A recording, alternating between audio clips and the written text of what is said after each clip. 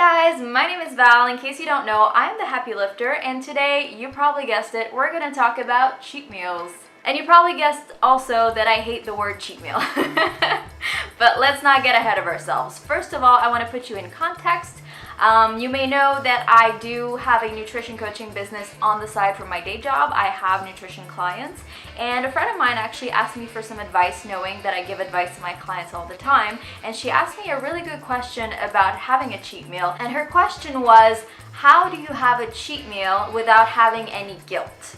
And she was, wondering what my take was on it, how I coach other people to do it, and the answer is a little bit more complex than you would think. What I like to do first is to identify what kind of cheat meal we're talking about, because there's like the all-out binge, and there's like the weekly binge, and then there's like the actual treat meal. And that's what I'm gonna call it from now on, because I fucking hate the word cheat meal. You're not cheating on your lifestyle, you're living your life. I hate the word cheat because it just kind of implies that you're going off track, that you're doing something illegal, that you shouldn't be doing, where, honestly, you should be treating yourself. It's not a bad thing. So now that we have that out of the way, identifying the kind of treat you're having is really key here, because if you're gonna have a treat every week, you may experience some delays in achieving your goals. What I mean by that is if you have specific fitness goals or weight loss goals, having a treat every week, especially if it's a large one or one that lasts for the whole day,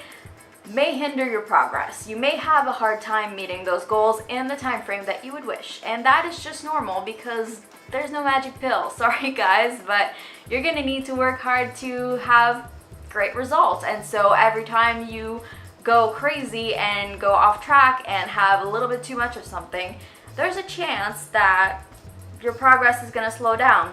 Now, there's a chance that you're also okay with that. And that's what I mean by defining what kind of treat you're having. Because if it's a special event, like my friend who was going to a wedding, it's a special event that happens, hopefully, only once in someone's life. I actually had the same kind of thing last weekend where it was my grandpa's 80th birthday. I'm pretty sure he's not gonna get a second one of those, and I'm pretty sure it happens only once a year. Now, I know people have birthdays all the time, but sometimes those events come up and you're like, hey, this is a really important one and I really, really want to enjoy it with my friends and family. And that's an important thing to define for yourself. If the event you're going to, or if, the whatever you're participating in is worth making a decision that may slow down your progress. Because here's how I see it, and this is my opinion. You may have a different one, that's okay. I see it as I really, really love experiences with my family where I remember having fun and not being stressed. And that's something in my life that is very important to me. And so I would much rather enjoy a meal, have some cake, have some ice cream, have some wine with friends and family and people I love, and not feel bad about it and just move on from it. And that's the kind of life that I want to live. And I don't think a life where I'm obsessing about food constantly is a life worth living. I don't want to live that life. And honestly, if you're always obsessing about food, you're probably going close into eating disorder territory. And I know myself, I'm a good candidate for that. I have not had an eating disorder per se, diagnosed or anything in the past, but I know that I could very well have had one. Because I have those behaviors, I have those ways of thinking sometimes where I need to really be careful with myself and really coach my own self to not go there. So that being said, here's what I told my friend. If you have one of those special events in front of you and there's not like 5 in a row, like you have 5 friends getting married over 5 weeks, maybe one of those weeks you're not gonna wanna have cake and wine, just saying. But if one of those occasions arise, identify it and really think to yourself, do I want to have fun this time and not worry about food? And if your diet's been good all the time, why not? And here are some key reasons that you can identify that will kind of lead your decision.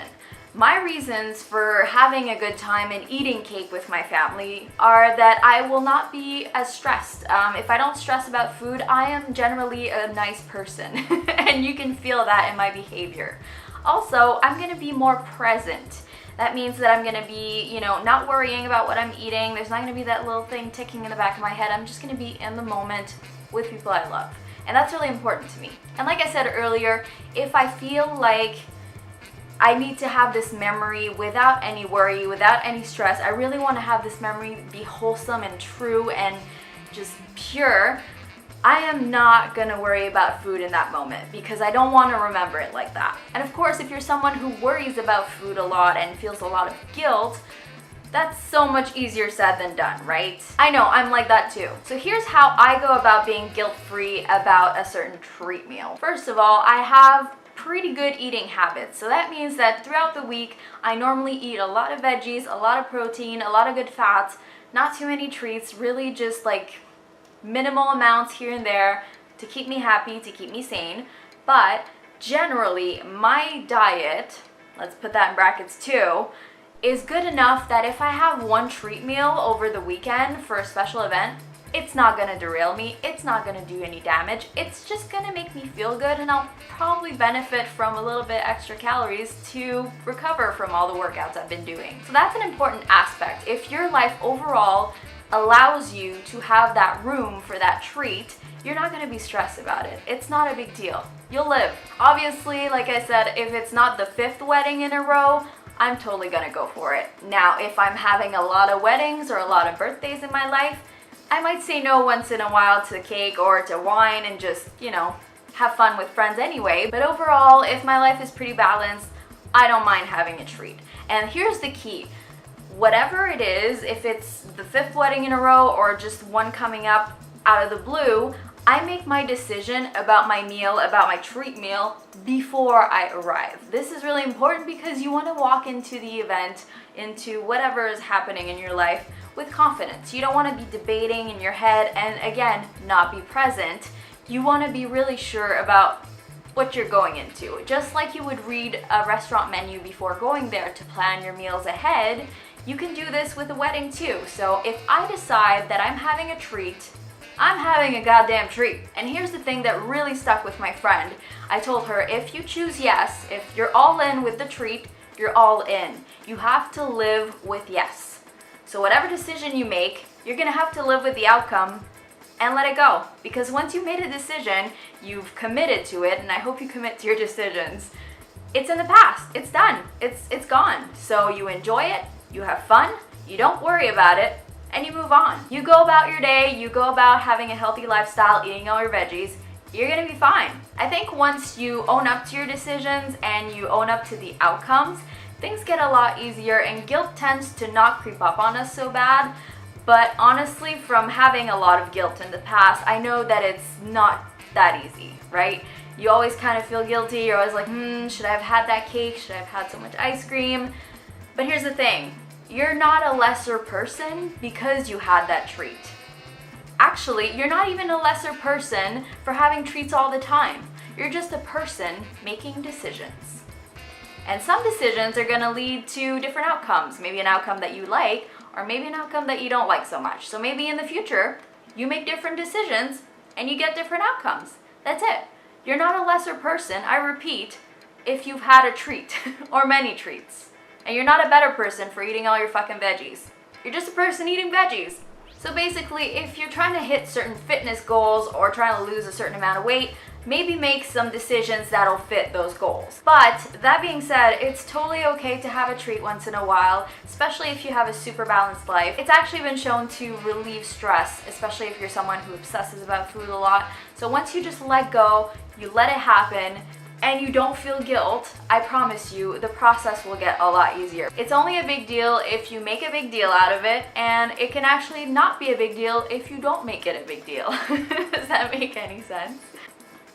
So guys, that'll be it for today. I hope this little video helped you manage through all the summer weddings and birthdays and holidays coming up. And I hope that you don't feel guilt, because that is the last thing I want my friends on the internet and my friends in real life to feel, because food is food. Food is a social thing. It's not just fuel for your body, and it's made to be enjoyed in a balanced way, just like everything else.